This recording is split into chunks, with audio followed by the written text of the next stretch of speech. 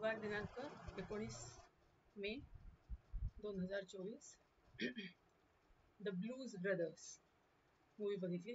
Timepass आहे, काही खास नाही.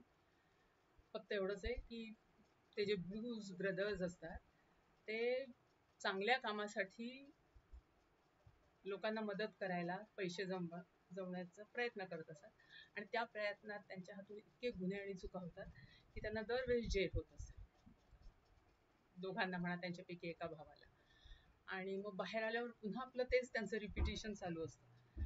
तर असंच एकदा दाखवलंय की हा दोघांपैकी एक जण जेलमधून सुटतो आणि त्याला घ्यायला त्याचा भाऊ येतो आणि त्याचा भाऊ त्याला घेऊन जातो, म्हणे की आपल्याला चर्चमध्ये सिस्टरला भेटायला जायचंय, ननला भेटायला जायचंय.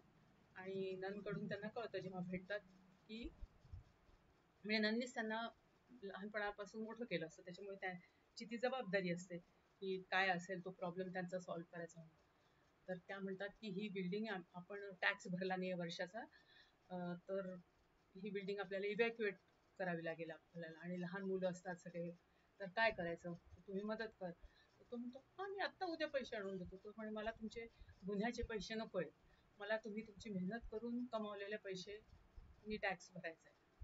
मग ते म्हणतात आता काय करायचं. मग त्यांचा परत तो म्हणतो आपला आता हा जेलमध्ये गेल्यामुळे तो जो आधी बँड चालवायचा, तर ते सगळेच त्यांच्या बँडमधले ग्रुपमधले लोक स्कॅटर्ड झाले असतात. कोणी हॉटेलचा धंदा सुरू केला असता, कोणी अजून बारमध्ये, कोणी कुठे असे म्हणजे सगळे इकडे तिकडे पसरले गेले असतात.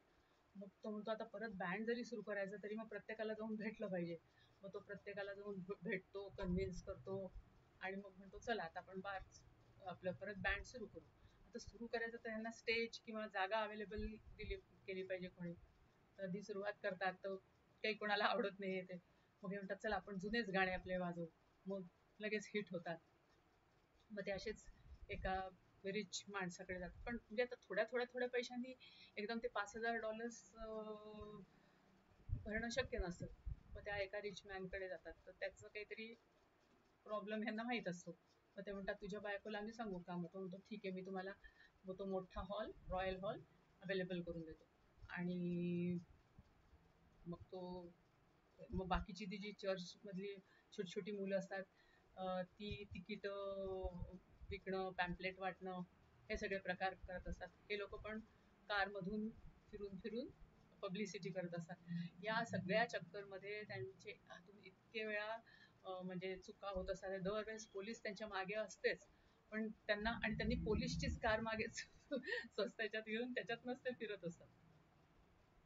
तर अल्टिमेटली मग त्यांचा तो शो तिथे त्या होतो आणि भरपूर पैसे त्यांना मिळतात आणि मग ते गपचूप पळतात, कारण पोलीस आणि सगळे तिथेच असतात त्यांना पकडायला.